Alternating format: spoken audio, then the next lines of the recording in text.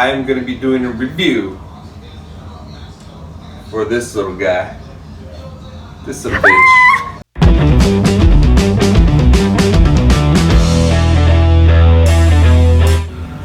Welcome to 13th Planet. I'm your leader, Jason X. Today I am going to be reviewing Terrifier. This is a 2016 slasher. I am going to be doing a recap and then give you my review. So if you have not seen this movie, as always, please exit now and come back after you've watched. This movie is written and directed by Damien Leone. I love this movie. This is one of my favorite slashers. He did it on a budget of $100,000, which is change. This is nothing for Hollywood. So let's get started. We start this movie with an interview done by Monica. Monica is interviewing the sole survivor of the Miles County Massacre, which was 1 year prior to the scene that we're at. The girl who was being interviewed had her face completely destroyed. This poor girl looks like Mason Verger from the 2001 Hannibal movie. We learned that her attacker was called Art the Clown and that his body disappeared from the coroner's office the morning after the attack. We then cut to 1 year prior and we meet Tara and her friend Dawn as they walk the streets drunk on Halloween, as most people do. This is the first time that they see Art the Clown. He's down the street. They slur a couple of drunk pickup lines at him and decided that they're too drunk to drive and head to a nearby pizza place. Damn, I want some pizza now.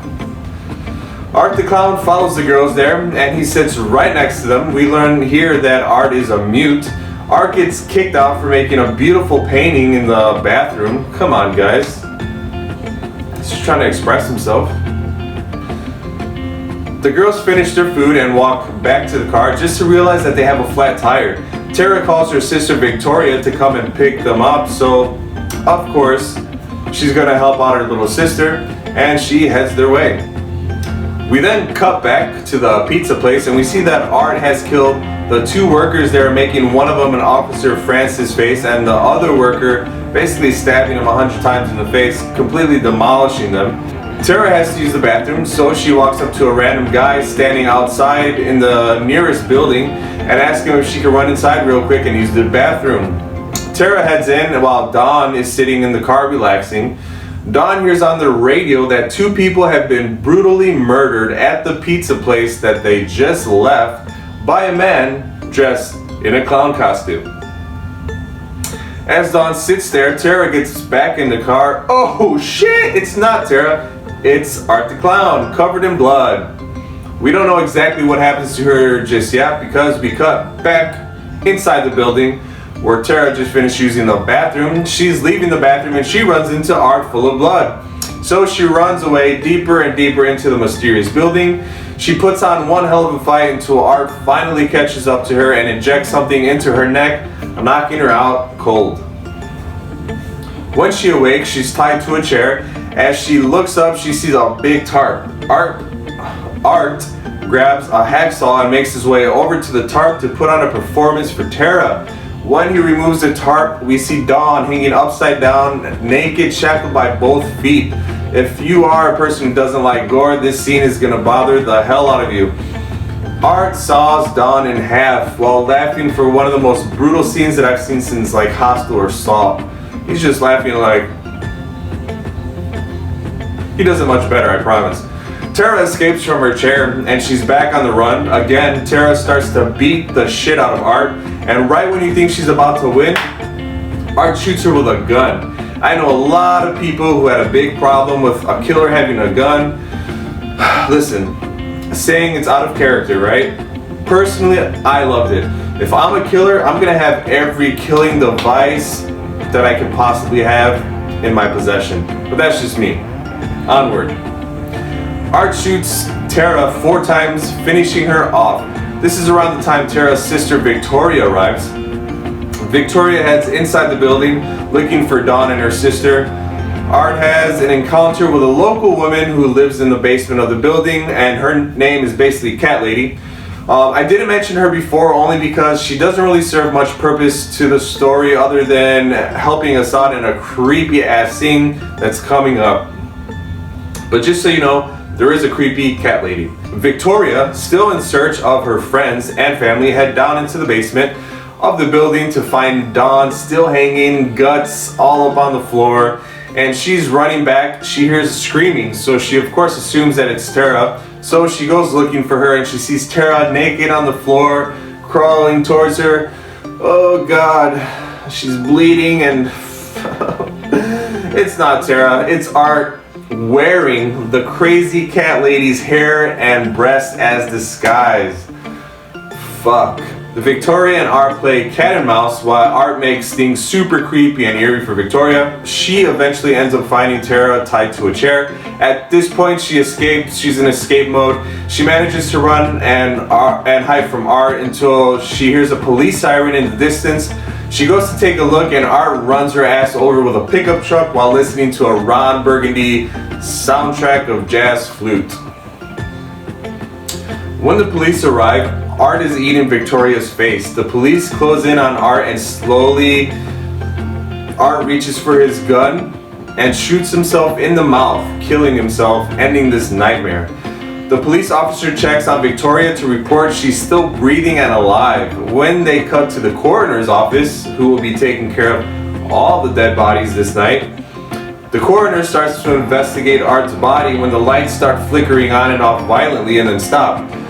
When he turns back around to continue to dissect Art, Art jumps and starts to choke him.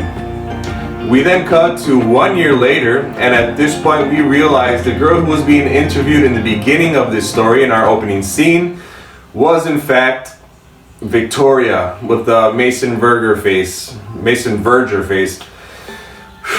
And that's pretty much the end. I saw this movie when it was first put on Netflix. I had never heard of All Hallows Eve. I didn't even know of any reviews. I didn't know anyone who had ever seen the movie Terrifier. Sometimes, I put on movies just to pass up time when I'm busy or I'm doing something, if I can't sleep. And Terrifier just happened to be the movie of that night. I was on my phone, admittedly, for the first 20 minutes.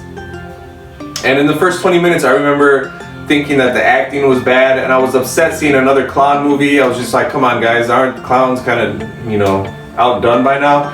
I was even upset that Art was a mute. After watching the actor though, David Howard Thornton, portray Art the Clown, his presence and physical approach of this character, it just made me that much more interested.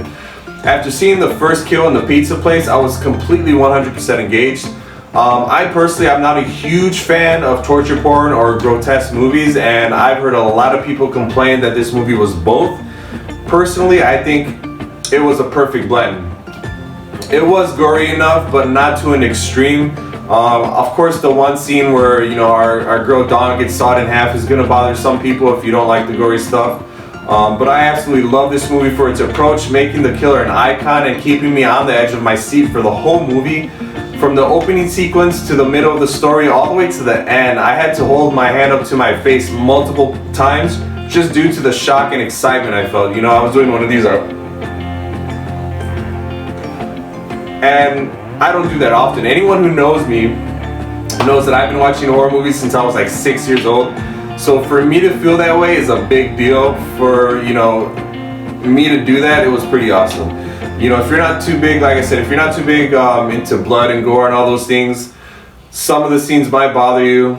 When I first saw this movie, I thought it was good, but something about it made me want to watch it again, over and over. I've probably seen this movie like 4 to 6 times by now, but it's one of those movies that just haunted my brain, in a good way, of course, and I absolutely love that. Every time I saw it, it just got better and better to me.